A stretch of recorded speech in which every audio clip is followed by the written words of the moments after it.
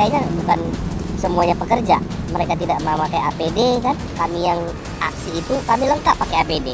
Tapi waktu Kalau yang kejadian Itu udah pakai pakaian preman semua. Mereka dijemput di tempat tinggal sama siapa Pak? sama teman. Untuk yang itu, yang tenaga kerja Indonesianya yang meninggal bukan karyawan GNI. Ada ketidakpuasan dengan teman-teman pekerja ini.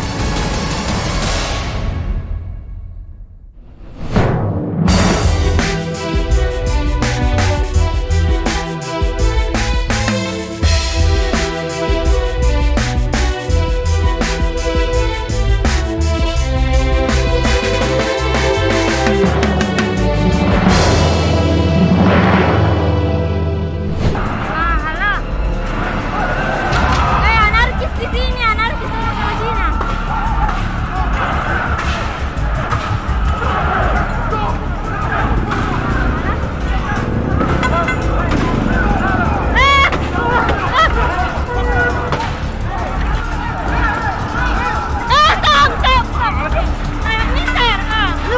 Tidak, tidak. Ya.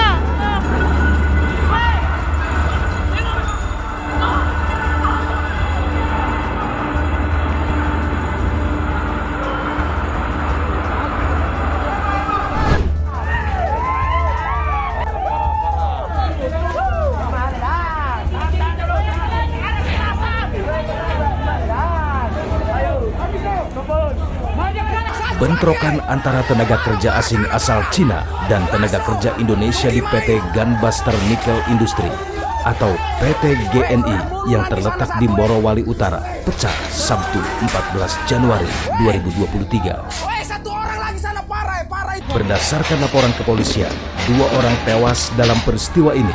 Beberapa pekerja mengalami luka-luka, sejumlah alat berat, mobil, sepeda motor, dan mes tenaga kerja asing dibakar massa.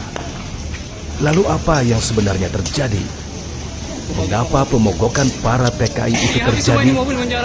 Benarkah ini menyangkut soal kebencian terhadap tenaga kerja asing sebagaimana isu miring yang beredar?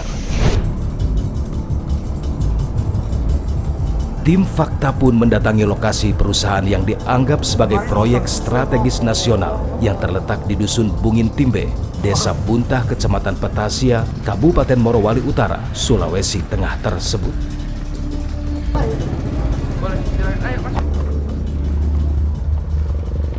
Dua pekerja, satu warga negara Indonesia dan satu warga negara asing, ini tewas saat bentrokan terjadi di PT GNI yang ada di belakang saya ini pada pekan silam.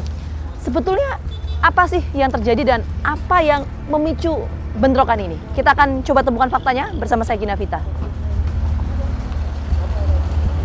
Permisi. Ada inspeksi dari Wakil Menteri Tenaga Kerja RI Afriansyah Nur saat tim Fakta mendatangi PT GNI. Kepada tim Fakta, Wakil Menteri Tenaga Kerja yang baru saja selesai meminta penjelasan dari pihak manajemen PT GNI perihal kerusuhan tersebut menyebutkan keberadaan sejumlah provokator yang memicu terjadinya bentrokan. Hai, Pak Wamenaker. Salam kenal, saya Gina Vita dari TV One, Pak, dari program Fakta TV One. Kita boleh ngobrol sambil jalan, Pak? Boleh. Ya, tadi, oke, di sini aja kalau gitu. Tadi sudah ada pertemuan antara Pak Wamen dengan pihak manajemen PT GNI, betul ya Pak ya? Betul. Oke, apa yang disampaikan Pak dalam pertemuan itu Pak? Ya, intinya kan pemicu awalnya kan masalah K3, keselamatan kesehatan kerja. Sehingga berujung rasa, kemudian berujung anarkis, dan berujung ada yang meninggal dan kerugian. Pak, sebelum kita masuk ke dalam konteks langkah selanjutnya, saya ingin fokus dulu. Tadi kan Pak Wamenaker sempat menyebutkan bahwa ini dibahas juga soal permasalahan K3. Jadi soal permasalahan K3 yang sempat disampaikan oleh tenaga kerja Indonesia itu betul atau enggak sih Pak sebetulnya? Ya, kalau kita mendengarkan itu betul, makanya kita mau tinjau. Nanti saya mau tanya satu-satu. Soal misalkan APD, kemudian soal bagaimana upah, termasuk nih ya. Terus ada kesenjangan upah gap yang terlalu tinggi gitu ya Pak begitu, ya kan. Tapi kan kita bisa harus melihat juga, kita pilah-pilah. Yang upahnya tinggi kan tentu punya skill, punya kemampuan. Yang tidak punya upah tinggi itu kan karena mungkin kemampuannya juga terbatas. Nah, jadi jangan menstigma atau mendegradasi TKA Cina gajinya lebih mahal, kita tidak. Jadi tidak bisa juga begitu. Oke. Kan? Inilah yang harus dijelaskan oleh manajemen. Kemudian Nah, dijelaskan nggak tadi Pak? Dijelaskan. Oke, benar adanya sejak kapan kondisi itu berlangsung? Enggak, mereka Ada menjelaskan permasalahan bahwa K3 itu. K3 ini memang sudah berapa kali diminta untuk diperbaiki. Oh, dari pihak pekerjanya pihak sendiri, pekerja. Pak. Nah, pihak Oke. manajemen sedang berusaha memperbaiki. Cuman memang ada indikator bahwa manajemen ini tertutup. Dan disitulah kami minta supaya manajemen jangan tertutup. Oke, ada proses komunikasi setidaknya Harus begitu ya ada Pak ya. komunikasi. Nah Pak, berkaitan dengan permasalahan K3 itu sebetulnya sudah terjadi sejak kapan Pak? Yang dirasakan oleh para pekerja itu? Kan mulai bulan Agustus. Oke, nah Ya. Pak sebetulnya permasalahan K3 ini apakah menjadi pemicu utama atau faktor utama terjadi bentrokan atau ini hanya faktor pendukung saja? Sebetulnya seperti apa? Ya ini Ah. sebenarnya faktor pendukung. Oke. Tapi sebenarnya ada ketidakpuasan dengan teman-teman pekerja ini, apalagi sistem pekerjaannya yang memang kontrak. Jadi sistem upah atau sistem kontrak yang harus diperbaiki. Jadi kita juga tadi mendapatkan informasi tenaga kerja kontrak ini lebih banyak daripada tenaga kerja tetap. Nah, berarti kan Pak, kalau saya simpulkan sedikit untuk pemirsa mudah mencerna ya Pak ya, berarti Pak Wamenaker mau menyampaikan bahwa sebetulnya ini permasalahan utamanya, pemicu utamanya ini karena masalah adanya kesenjangan itu ya Pak ya, soal insentif dan lain sebagainya yang pada ujungnya hilirnya adalah bermasalah juga dengan K3-nya. Seperti itu ya yang ingin disampaikan ya? Seperti yang sudah disampaikan, Oke. pintu masuknya K3.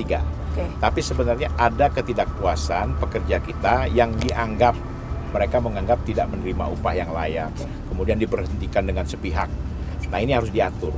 Pemberhentian itu tidak boleh sepihak, harus ada hubungan antara manajemen dengan pihak buruh. Begitu. Oke, nah ya. ini jumlah korban, Bapak tahu untuk datanya sudah sempat ditanyakan ke pihak manajemen Pak? Kemarin korban yang meninggal? Iya, korban meninggal. 2 orang ya Pak ya, saya konfirmasi dulu. Jadi 2 2 orang ini betul-betul berasal dari pekerja, bukan rekayasa. Oke. Ya, mereka itu karena konflik terjadi keributan. Satunya berasal dari warga negara Indonesia, pekerja Indonesia, itu pekerja kontrak. Jadi tidak ada yang rekayasa. Siapa sih yang mau merekayasa manusia?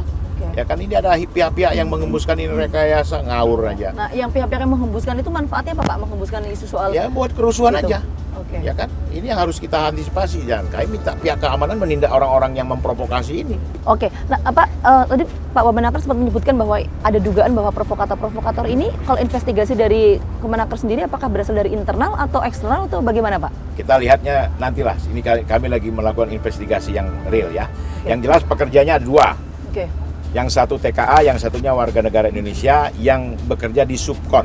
Oke. Subkon dari PT GNI. Oke, tapi kalau saya berangkat dari pernyataan Pak Wamenaker bahwa ada provokator, apa keuntungan yang didapatkan Pak dengan memprovokasi hal ini kalau menurut Pak Yang Wamenaker? mengganggu investasi Indonesia.